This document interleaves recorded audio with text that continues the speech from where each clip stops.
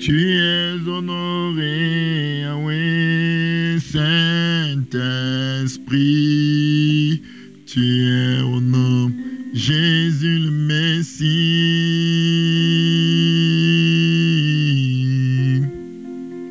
Jésus l'alpha, l'oméga. Tu es honoré. Bonjour, bien-aimés. Nous sommes dans notre émission Le pain vivant quotidien. Aujourd'hui, nous sommes dimanche et c'est le 7e jour selon le calendrier grec, bien sûr. Pas selon le calendrier juif, nous sommes le 7e jour selon le calendrier grec. Et c'est le jour du repos. Nous allons voir ce que Dieu a fait le 7e jour. Alors, au 7e jour, tu vas te positionner dans Genèse 2 à partir du verset 2. La Bible dit, Dieu acheva au 7e jour son œuvre qu'il avait faite. Et il se reposa au 7e jour de toute son œuvre qu'il avait faite. Alléluia. Donc, c'est une invitation à entrer dans le repos de Dieu. Voilà pourquoi même dans l'Ancienne Alliance, Dieu avait dit à Moïse qu'il y aura un jour de repos qui s'appelait le Shabbat, qui correspond normalement au samedi chez les Juifs, selon le calendrier juif. Mais selon le calendrier grec chez nous, comme pour nous lundi, c'est le premier jour, donc pour nous dimanche, c'est, on peut dire comme pour nous le jour du repos. Donc ici, ça correspondait au 7e jour selon le calendrier juif. Donc le 7e jour, personne ne devait faire quoi que ce soit, aucune œuvre. Mais tout le monde devait se reposer en s'appuyant sur ce que Dieu a fait. Donc, en fait, c'était une prophétie. Dieu voulait qu'au 7e jour, tout le monde ait le regard sur lui. Tu ne devais rien faire d'autre que d'être avec Dieu, d'aller au culte, de prier. Donc, cette journée-là était consacrée à Dieu. Tu devais contempler Dieu. Tu devais regarder ce que Dieu a fait. Or, Dieu nous invite à entrer dans son repos. La Bible dit, vous tous qui êtes fatigués et chargés, c'est Jésus qui parle, venez à moi et je vous donnerai du repos. Prenez sur vous mon joug et mes instructions et vous trouverez du repos. Car mon joug est doux et mes instructions sont légères. Alléluia. Le joug de Dieu, ça correspond à ce qu'il a fait. Qu'est-ce que Jésus a fait pour nous? Nous devons nous entrons dans le repos de Dieu. Nous nous reposons des œuvres qu'il a accomplies pour nous. Alléluia. Et les instructions maintenant, c'est quoi? C'est de jouir de ce repos. C'est de jouir des œuvres que Dieu a faites pour nous. Donc, ce que Dieu veut, c'est que nous considérons ce qu'il a fait pour nous. Et que nous en profitions. Alléluia. C'est ça le jour du repos. Alors, je vais prendre un exemple pratique. Supposons que quelqu'un est malade aujourd'hui. Ou par exemple, moi je suis un prédicateur de l'évangile. Et je suis là, il y a des malades qui viennent vers moi. Quel est mon rôle? Mon rôle c'est de prendre la guérison que Jésus a déjà fait et de la donner. Donc, prends l'image d'un restaurant. Moi je suis le serveur. Dieu est celui qui a fait la nourriture. Écoute-moi bien ce matin. Cette nourriture a été préparée il y a 2000 ans à la croix. Et la Bible dit que de cette nourriture, la Bible dit que par les meurtrissures de Jésus, nous avons été guéris. 1 Pierre 2, verset 24, c'est conjugué au passé. Donc Jésus a déjà préparé la nourriture de la guérison il y a plus de 2000 ans. Et Jésus dit à ses serviteurs, quand les malades viennent, ne vous fatiguez pas. Prenez simplement ce que j'ai déjà préparé, donnez-les. Voilà pourquoi l'apôtre Pierre, devant le malade, écoutez ce qu'il dit attentivement. Il ne dit pas que je prie pour que tu sois guéri. Il dit ce que j'ai. Qu'est-ce qu'il a? Ce que le Père a préparé pour toi. Le Père me l'a donné et je suis le serveur. Je suis venu te servir la nourriture que le Père a préparée pour toi depuis 2000 ans. Alléluia. Ce que j'ai, en d'autres termes, ta guérison, je te le donne. Donc, le serveur est dans un repos total. Tout ce que le serveur doit faire, c'est d'aller où la nourriture est. Mettre la nourriture sur le plat et venir servir celui qui est assis pour manger. Alléluia. Donc, ce n'est pas au serveur de produire la nourriture. Ce n'est pas au serveur de cuisiner, d'aller acheter la nourriture, de venir cuisiner et d'aller donner. Non. Dieu a préparé la nourriture il y a 2000 ans. Dieu a fait le serveur. Tout ce qu'il doit faire, c'est de récupérer la nourriture et d'aller servir. Alors lorsque quelqu'un travaille comme ça, il est dans le repos de Dieu. Mais quelqu'un qui n'a pas su ce que Jésus a fait, il va se dire, il faut que je jeûne. Il faut que je ne suis pas contre le jeûne. Écoutez-moi, jeûner, c'est très important. Prier, mais je prends cet exemple que vous comprenez. Il va orienter mal le jeûne. Il va vouloir jeûner pour que les gens soient guéris. Il va vouloir jeûner pour que les gens, alors que ce n'est pas à lui, il doit comprendre que Dieu a déjà guéri les gens. Il doit jeûner pour qu'il puisse transmettre facilement la nourriture. Qu'il puisse servir plus rapidement. C'est ça que à quoi son jeûne doit servir. Son jeûne, ce n'est pas pour préparer la nourriture, ce n'est pas pour aller chercher les aliments, venir cuisiner et aller donner. Non, Jésus est mort, Jésus a obtenu la guérison. Et moi, en tant que serviteur, je travaille dans le repos. Je prends ce que mon maître a déjà fait et je vais le donner. Il n'y a aucune peine à aller prendre ce que le maître a fait et à le donner. C'est l'histoire de Jacob et d'Ésaü. Ésaü allait travailler, il allait poursuivre le lièvre, il allait chercher la nourriture loin. Mais Jacob qui était en communion avec sa maman, ici sa maman représentait le Saint-Esprit. Sa maman a cuisiné le repas pour Jacob. Tout ce que Jacob devait faire, c'est de prendre le repas et aller donner. Tout ce que toi, homme de Dieu, tu dois faire, c'est de prendre ce que Christ a déjà fait et de le communiquer aux enfants de Dieu. Tu n'as rien à produire de toi-même. La Bible dit, je suis le cep et vous êtes le sarment. Donc, sur le cep, donc le cep, c'est Jésus, le tronc d'arbre. C'est Jésus, le sarment, c'est la branche. Dans le sarment, tout ce qu'il fait, il reste connecté, il porte. Donc, le cep porte la branche. C'est Jésus qui me porte. Je n'ai rien à faire. Je suce ce que Jésus a mis. Et je porte du fruit. Alléluia. Donc, le serveur n'a pas produit. Jacob n'avait rien à faire. Il a seulement pris le repas. Il allait donner au Père. C'est la même chose. Tu dois prendre ce que le Saint-Esprit a fait par Jésus à la croix et tu dois le donner aux gens. Au nom de Jésus, ça ne te demande pas des efforts. Bien-aimés, nous parlons du repos de Dieu tous les dimanches. Nous allons parler du repos de Dieu. Il y a tellement de choses à dire. Alors, nous allons finir la première partie de cette émission et nous allons passer à la seconde partie après une petite pause de quelques secondes. Soyez abondamment bénis. Dans le nom de Jésus.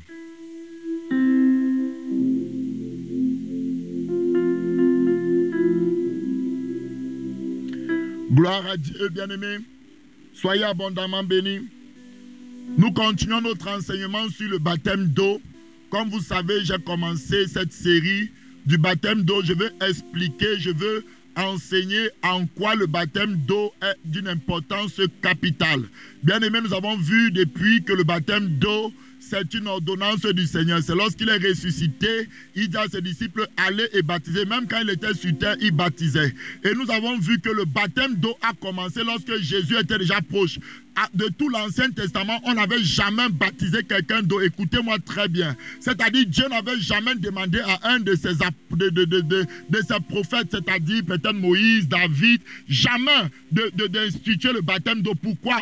Parce que la Bible nous dit dans 1 Pierre 3, à partir du verset 21 à 22, que le baptême d'eau est un engagement d'une bonne conscience. Or, j'ai expliqué ici que l'Église actuelle a bien compris le fait qu'il faut être adulte, il faut être conscient, mais ce n'est pas forcément de cette conscience qu'on parle. Parce que dans l'Ancien Testament, il y avait aussi beaucoup de personnes adultes. David a eu 30 ans un jour dans sa vie, vous comprenez. Moïse est mort à 120 ans, ça veut dire qu'à un moment donné, il a été adulte. Mais Dieu n'a jamais demandé dans l'Ancien Testament qu'on baptise quelqu'un d'eau. Pourquoi? Parce que personne de l'Ancien Testament ne pouvait avoir une bonne conscience. Donc la bonne conscience, c'est plus que le fait d'être adulte, d'être conscient de Dieu. Non, c'est plus que le fait que de vouloir servir Dieu, je m'engage. Non, ce n'est pas ça. Tu dois comprendre ce que Dieu voulait. Donc comme Dieu a dit que bon, le baptême, je ne peux pas l'instituer dans cette ancienne alliance parce que personne ne peut avoir une bonne conscience. Ils ont toujours le souvenir de leur péché. Ils ont toujours la conscience de leur péché, car le sang des boucs et des taureaux ne peuvent pas ôter le péché. Ils ne peuvent pas donc me servir comme il faut. Donc bon, comme c'est quand même une alliance, la loi a été donnée jusqu'à ce que la perfection vienne en Jésus. Alors qu'est-ce que Dieu a fait? Lorsque Jésus était en train d'arriver, lorsque Jésus était à la porte, Dieu a suscité son prophète Jean-Baptiste pour aller baptiser. Jean-Baptiste lui-même dit que j'ai baptisé afin qu'il soit manifesté.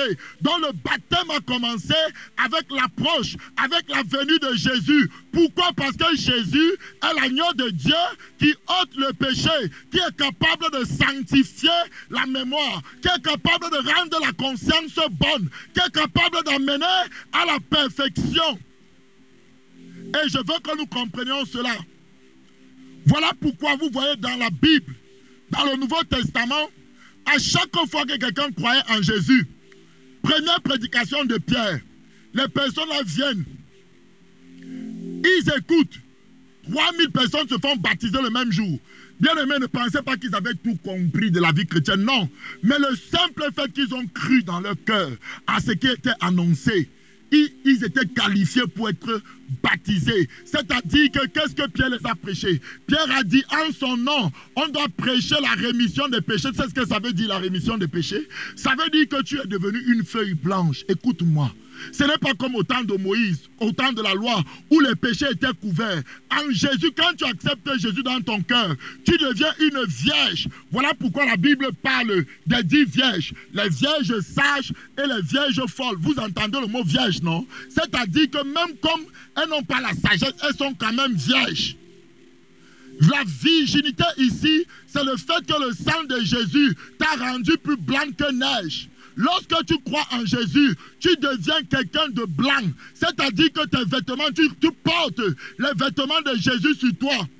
Dans l'ancienne alliance, le signe de l'alliance, c'était quoi? C'était la circoncision. Il fallait circoncire tout mâle le 8e jour. Dans la nouvelle alliance, le baptême doit faire office de la circoncision. Pourquoi? Quand tu te baptises, la Bible dit que tu es greffé maintenant sur l'olivier franc. Tu es greffé maintenant, toi qui es la branche, tu es greffé sur le cep. Bien-aimé, tu dois comprendre que Dieu a pardonné tes péchés passés, tes péchés présents, et même les péchés que tu n'as pas encore commis. Dieu les a déjà pardonnés. Sinon, il fallait que Jésus vienne sur terre pour mourir à chaque fois que tu pêches, depuis que tu es devenu chrétien. Mais la Bible nous dit clairement dans Hébreu, pourtant Jésus est mort une fois pour toutes. Et là où il n'y a plus offrande pour le péché, ça veut dire que le pardon du péché a été total. Voilà pourquoi David dit dans Hébreu 4. Tu parlais te passer là-bas dans Romains 4, s'il te plaît. Place-toi là-bas, dans Romains 4. Seigneur mon Dieu, je te bénis pour ta parole. Romains 4. La parole de Dieu dit. Romains 4. Si Abraham, à partir du verset 2, si Abraham a été justifié par les œuvres, il a sujet de se glorifier maintenant devant Dieu. Car que dit l'Écriture? Verset 3 de Romains 4. Abraham crut à Dieu et cela lui fut imputé à justice. Tu crois en Jésus, tu deviens blanc, tu deviens vierge. Ta conscience, tu deviens parfait. Or, à celui qui fait une œuvre, le salaire est imputé, non comme une grâce, mais comme une chose due. Et à celui qui ne fait point d'œuvre, mais qui croit en celui qui justifie l'impie, sa foi lui est imputée à justice. La foi est imputée à justice. De même, David exprime ce bonheur de l'homme à qui Dieu impute la justice sans les œuvres. Tu m'entends? David a vu ce que nous vivons aujourd'hui. Heureux ceux dont les iniquités sont pardonnées et dont les péchés sont couverts. Tu écoutes ça? David parle comme ça, pourquoi? Parce que eux, dans l'Ancien Testament, est-ce que Dieu ne pardonnait pas le péché? Oui, mais le péché n'était pas ôté. Ils avaient toujours le souvenir du péché. Souvenez-vous de ce que j'ai lu. Et tu n'as voulu ni sacrifice ni offrande, mais tu m'as formé encore. Pourquoi? Parce qu'avant, le péché n'était pas ôté. Alors on va te placer maintenant, là où dit maintenant le sang de Jésus purifiera votre conscience des œuvres mortes, afin que vous serviez le Dieu vivant. C'est peut-être dans Hébreux 9. On va voir ça. Et on va finir par là. Merci Seigneur, merci pour ta gloire. Merci pour ton amour. Gloire au Seigneur Jésus. Sois béni, mon frère. Va te positionner peut-être dans Hébreux 9, verset 13. Hébreux 9, verset 13 à 14. Hébreux 9, verset 13 à 14. Hébreux 9, verset 13 à 14 nous dit ceci. Car si le sang des taureaux et des boucs et de la cendre d'une vache répandue sur ceux qui sont souillés, sanctifiés et procurent la pureté de la chair seulement, donc ça ne peut pas changer la conscience. Combien plus de sang de Christ, qui par un esprit éternel, c'est-à-dire par le Saint-Esprit, s'est offert lui-même sans tâche à Dieu, purifiera-t-il votre conscience des œuvres mortes, afin que vous serviez le Dieu vivant?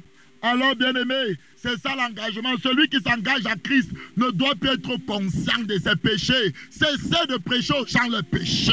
Dites-leur ce que Jésus a fait. Dites-leur que s'ils croient de tout leur cœur, le sang de Jésus a purifié leur conscience. Chose impossible dans l'Ancien Testament est devenue possible en Jésus-Christ. Dites-leur qu'ils sont saints. Ça ne dépend pas de ce qu'ils sentent, de ce qu'ils voient. Ça dépend de ce que Dieu a fait. À celui qui croit, à celui qui a fait l'œuvre, celui-là est justifié par la foi. Nul ne sera sauvé par les œuvres, mais uniquement par la foi en Christ. Bien-aimés, nous allons continuer cela demain. Que la gloire de Dieu soit avec vous. Que le Seigneur vous bénisse. Partagez cet audio. Nous parlons des choses de la vie et le Seigneur vous bénisse au nom de Jésus. Amen.